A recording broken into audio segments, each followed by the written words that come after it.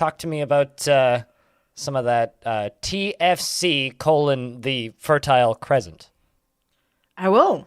So TFC is a game that came out a couple of days ago, and I first heard about it like when I got an email about 3 weeks ago, and I was like, "Huh, this looks interesting." And I kind of I'm mostly intrigued by the graphics because the graphics are super retro, but it is a modern RTS. It's an RTS. It's a retro-inspired RTS set in Mesopotamia, aka the Fertile Crescent. Yeah.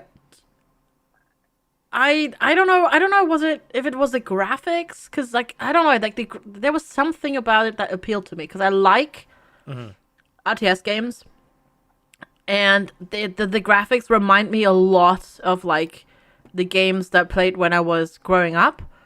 I think But it's obviously the nostalgia. For me. yeah, that too, but it's kind of I don't know, it is still it's not like in the retro game, right? Because it's got clear the pixel art is clear, and it's modern It's resolutions, crisp. that sort of stuff. It's a very crisp, modern, pixely interpretation of what those games looked like, I think. Whereas those older games, older Age of Empires was going for more realism. This is definitely, cartoony pixels, but it's if somebody looked at, Age of Empires and Stronghold 1 a whole lot and was like, all right, how do we do this but, brighter and colory, or color? Yeah. That's a word. Colored? Colorful, more colorful. Yeah, colorful. That's the word I'm looking for. Yeah. It's what you remember AoE being. Yeah. When you sit there and think back on it, you're like, oh yeah, it was just like this. Except when you load up AoE, you're like, oh, it wasn't. Oh, it was much clunkier. No, so it's that. It is definitely a small indie game. It's definitely you can tell it's indie, but it so far has 2 single player modes, which is just versus AI, or a horde survival mode, horde mode. Which is pretty mandatory for RTSs these days. Yeah, it's kind of a lot what they do. And it also already has multiplayer. I did not play multiplayer. I've only played the single player, both versions. The game's pretty hard. I kind of got my butt kicked on beginner. Horde mode was really hard. I just failed.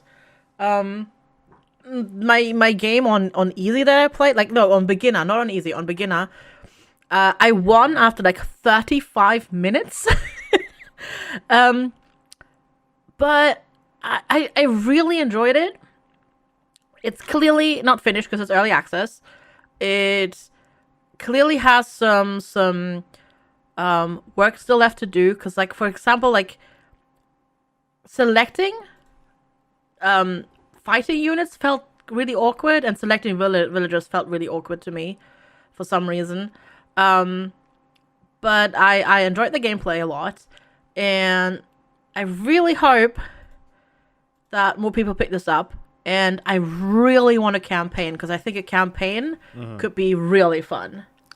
So I really like the kind of mechanical ideas that this game has. I think kind of my favorite thing that it does is the way its food works. The food economy in this game, for clarity's sake, it only has one faction, and I've seen some other people saying oh, you need to add other factions to it, but which would make no sense because the game takes place in Mesopotamia. So it's you're kind of limited. I guess you could have a different tribe or something that has a slightly different weapon variety, but it kind of wouldn't make a lot of sense to have too many different factions in this.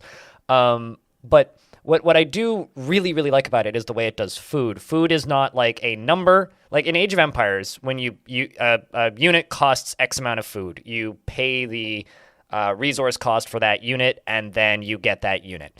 In this, a unit costs X amount of food. Once you have that unit, you then have to pay continued payments of food for that unit to continue having that unit. To the point where I would throw my army at the enemy base in the skirmish mode just to burn off my food costs, because I didn't have the upkeep to be able to maintain that many soldiers, which is kind of messed up. But it's got some really an interesting mechanical idea there. Another thing that's tied into the food mechanic is your tech tree. So when you have a surplus of food, there's a little bar that fills up that starts to tick up as you have positive food numbers. When that bar fills up, you get a research point, which then can be spent on your tech tree. So I think that that's a really interesting idea to have. Combine that with your home base, your little town center, is just constantly building villagers. Like you don't actually have to click the build villagers button. So you just right click on a farm and they'll automatically repopulate farms. You can right click on a tree and they'll automatically go cut trees. So it's a little bit easier on the player micro wise in that way. I think the tricky mechanic that makes this game feel so difficult is the food system, because it took me a couple of matches to kind of wrap my head around it, and I've seen some people complaining that the AI is very difficult, and FG also mentioned this. I do think that the AI is challenging. I've only managed to finish the game on beginner and the one right above beginner, which I think is normal. But it's like the entire game is centered around that food economy, which I think feels very Stronghold in a positive way. So to me, it's almost more of like and combine that with like you can put dudes on towers, which is really strong, like ridiculously strong. It feels a lot more like a Stronghold game when you get deeper into kind of the nuance of it. But as a game right now, I think it's really cool. I do have a few small gripes with the visuals. As pretty as it is, and as much as it kind of ticks all of the right nostalgia points in my brain, things like when they're gathering fruit from the fruit trees, which is like your berry bushes equivalent, there is no animation. Like they just kind of idle next to the fruit bushes. I wish that they would like pick stuff, because there's an upgrade that you can get later on where they can carry twice as much. And when you tick that upgrade, they actually get little buggies that they pull behind them to signify that they're carrying twice as much stuff, which looks awesome. And I love that visual flair. So there are places where the game has like these lovely little visual details, and then there's places where it's weirdly lacking in them. And I'd love to see a little bit more in like some of the more small animations, specifically the berry bushes, because like that's the one spot where like I kind of was like, I'm not sure if this is actually working right now or if they're just idling. All that being said, though, I think it is a really lovely little base for an RTS, and I can't wait to see it expanded. Yep, same. Sounds pretty interesting. It was on my radar and it's been in my wish list, but I never really got around to getting it because I was like, I can wait. But hearing it's based in the Mesopotamia area, like, I love all of the history before, like, even the Bronze Age and stuff in that area. Yeah, it's really cool. Sounds, and the music slaps. There's in the Horde mode, the final wave has like a breakbeat drum and bass remix of the main game theme, which is kind of awesome, actually. Like it hits hard when it goes.